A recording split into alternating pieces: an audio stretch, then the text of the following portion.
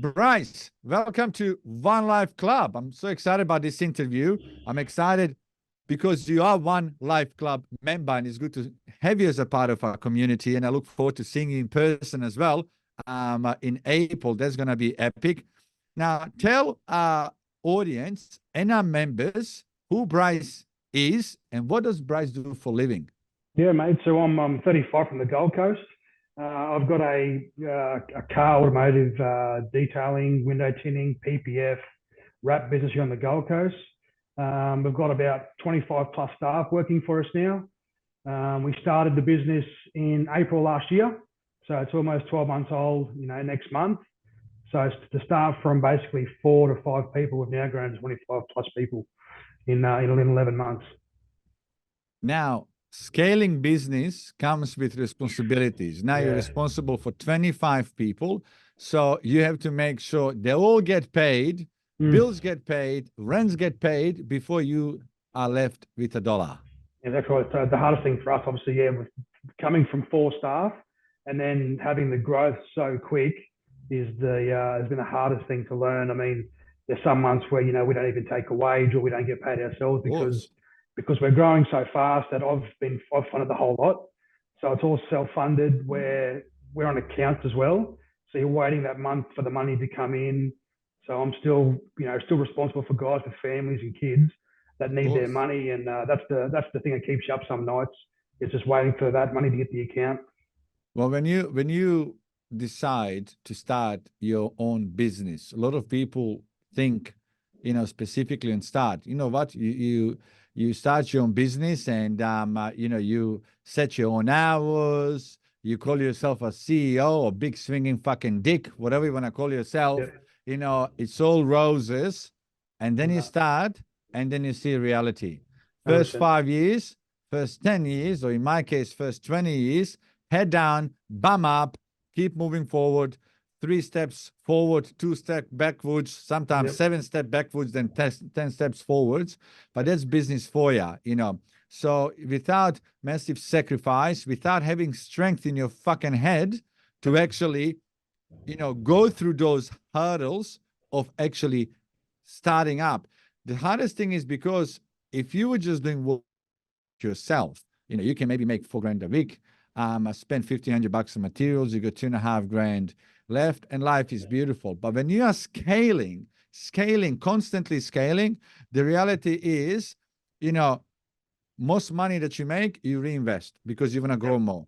More money you make, more money you invest. So that it goes in a circle till the day that you flatten your business up.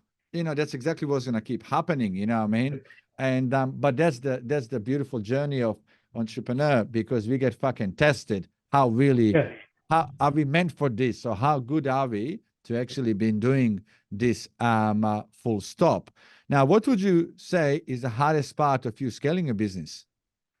Staff. So with my industry, it's it's a very niche, especially with the window tinting side of things. It's a very niche thing. But then the thing that we sort of fight with is marketplace these days. So there's guys that that were trained up to be window tinters can now jump on marketplace and offer cheap tint.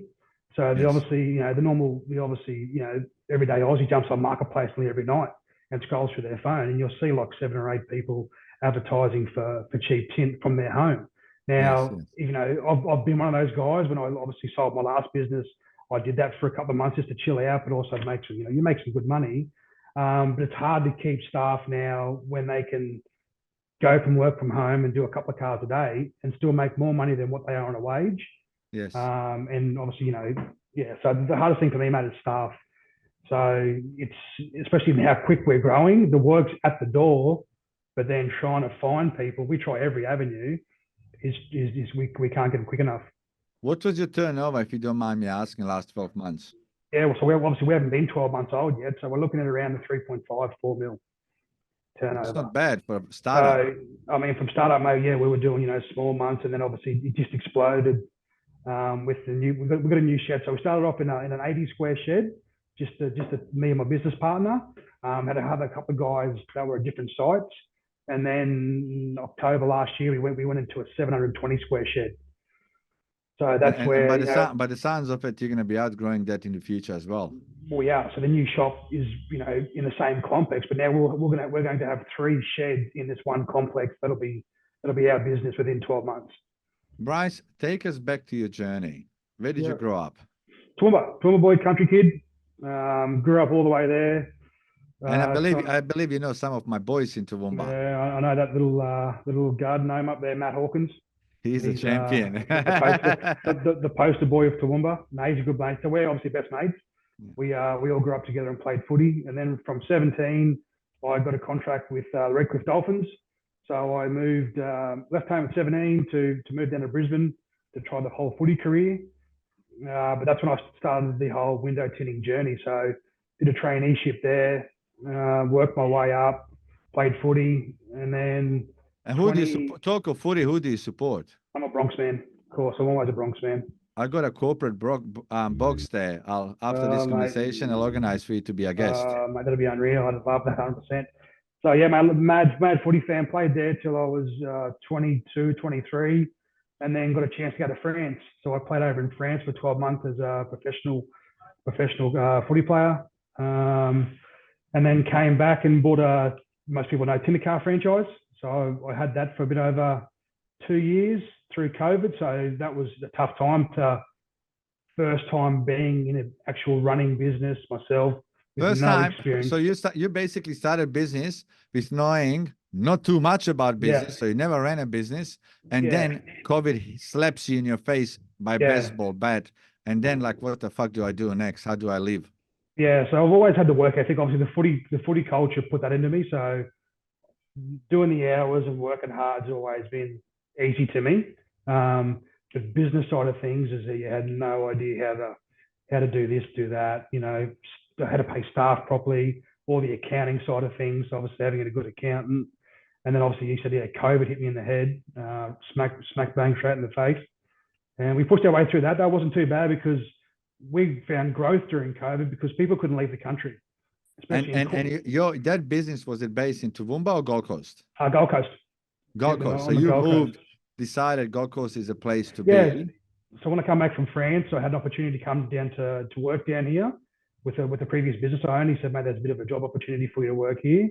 So me and the partner moved back from France, found a place on the Gold Coast, loved it, and then bought the business. And then from there, just obviously where I am now, sold that just after COVID, went back to doing subcontract work for a couple of people during that. And then this came up and it hit the go time, hit the go button. Question for you. Looking back now, was stepping into business arena worth it? 100%. Because you had a choice, like every other fucking person out there, to say, you know what, I'm going to go after my footy career. I'm going to go and just work for somebody, not have a worry in my life, go to work, rock up there 8:30, finish work at 5 o'clock, go home, see my wife and kids, and I'm a happy man. But you said, no, fuck that. I want to work 30 hours a day and cry like a little baby halfway through. Yeah, I guess what I try and I ask myself the same question of why do I drive to be, where I want to be? And I think my uncle lived and worked over in Singapore as a professor for a big chemical company. And so I went over to Singapore for a trip 1 year and seeing how they live.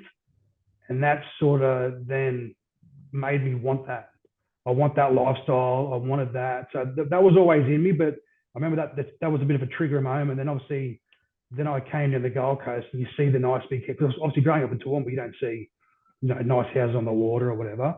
Hey, but no, hold on. Toowoomba's got some epic homes on those. Oh, they do now. On that ridge, when I drive up to Toowoomba, I was like, holy shit, this looks like the Hollywood Hills. Only thing that is missing is Hollywood letters. Yeah, Matt Hawkins' face. Yeah, exactly.